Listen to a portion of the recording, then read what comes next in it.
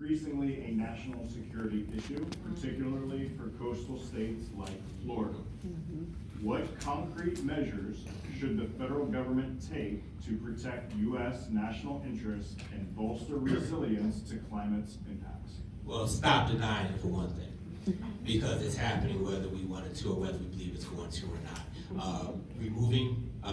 Returning FEMA back in place, everything that we need, especially here with the, as far as the hurricane relief notifications, things like that, we need to, all that has to be, we need to build that up to be as strong as possible, because we catch it obviously more than any other country, any other state does. So we need to make sure we have all those resources there. There's no way, at one point, I understand, I might be off a little bit by the numbers, but money was taken from FEMA to fund the immigration detention centers and I'm not gonna call it what they want to call it, I'm gonna say exactly what it is, but I'm not going to, I don't want to glorify it by calling it that, but $450 million per year they were going to use for that. And they took, I think, 200 or something, however much it was from FEMA, 200 million, whatever.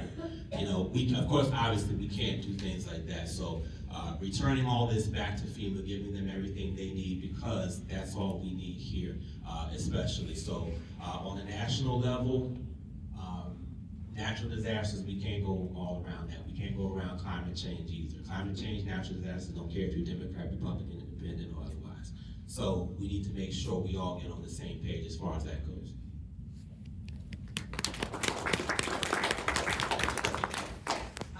Yeah, climate change is obviously something that cannot be denied. And by ignoring it and thinking it's going to go away, we've allowed policies that have gone into place. For example, taking over Venezuela, pretending it was because of drug boats and drug trafficking, and then you realize what it was to appease the oil industry that is creating a lot of our climate, problems in terms of being completely dependent on fossil fuels for not only our transportation but other processes. It's amazing how they haven't found a drug boat since that happened. It's just funny. But to be transparent, the policies that have been put into place in order to address climate change have actually been stricken from the language, just like not using certain words in our schools, in order to meet a certain ideology rather than to serve the people in this nation and the planet as a whole. I had a lot of friends of mine that actually were raised in the Native American culture, where people the tribes didn't own the land. They were the steward of the land. Because we are a nation of owning property rights, we've forgotten that our responsibility is also maintaining that property and making sure that we treat the earth with respect. We haven't done that. We haven't actually enforced laws that have actually protected our environment, and we've decided that we can just sprawl all over the place because it's the right thing to do, because we need housing. There's a better way to do that. Resilient building, resilient processes in building, and making sure that we stop building right on the coastlines, or we build buildings that aren't going to fall down. And I'll give you an example of an actionable action that is going to do that.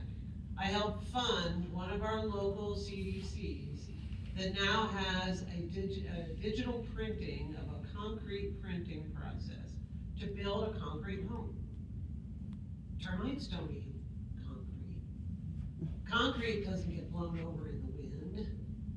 And so those homes, when they're finished, will actually be more resilient, keep more of the temperature control inside the property, use less power, and have less damage when we have a storm come through.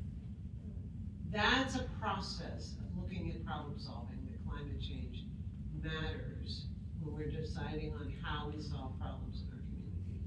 And we can do that by investing in our infrastructure, investing in our partnerships, and investing in innovation and doing it well. We have the capacity to do it. We've just decided not as a nation to do that. And again, impeach, get them out, because we're not making decisions in the best interest of our country.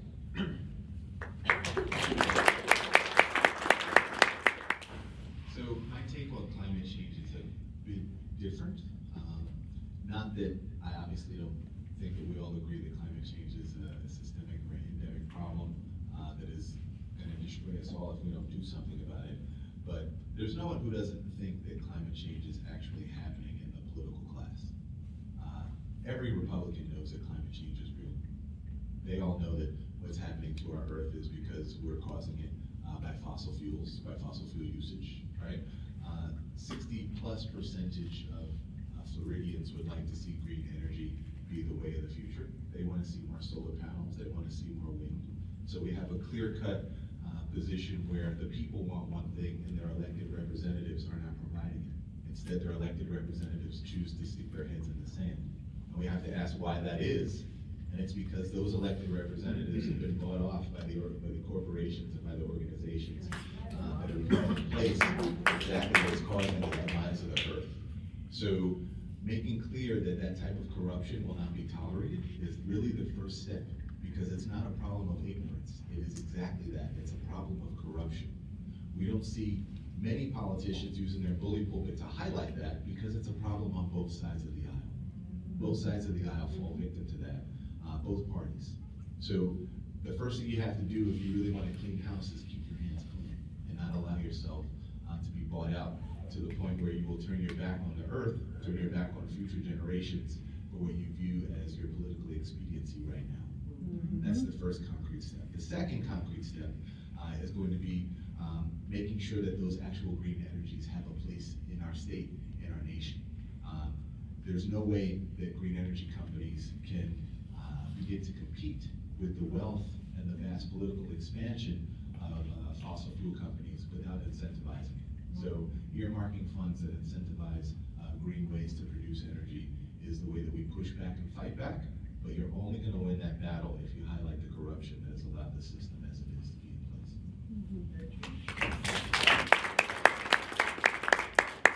Yeah, so like my colleague said here, we need to stop denying climate change, because it is obviously very real. And also, like Darren said, most politicians know it's real. They just say it isn't or act like it isn't because, yeah, they are bought. That's a huge problem in our government. A lot of people are bought, which is why we need more regular people running for office. And yeah, we need to invest in more green energies, right? Renewable energies.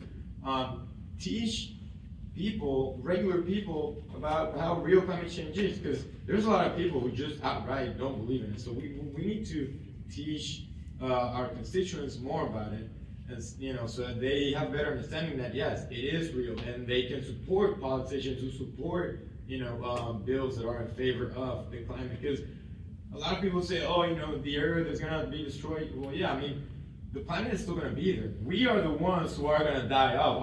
Our species is going to die off. The planet is still going to be here. So it's in our best interest to take care and be good stewards of what we have.